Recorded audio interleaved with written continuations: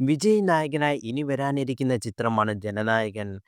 വിനോദ് സംവിധാനം നിർവഹിക്കുന്നത്.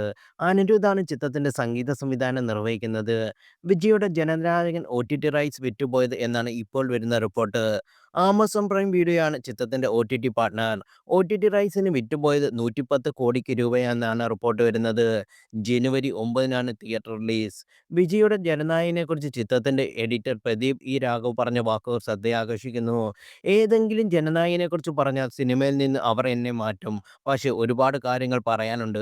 ഞാൻ ആകാംക്ഷയോടെ കാത്തിരിക്കുകയായിരുന്നു അതിനായി. അതിനൊരു സമയം ആകാറുണ്ട്. പക്ഷേ ജനനായകൻ നല്ലതായി വന്നിട്ടുണ്ട്. 100% വിജയം ചിത്രത്തിലുണ്ട്.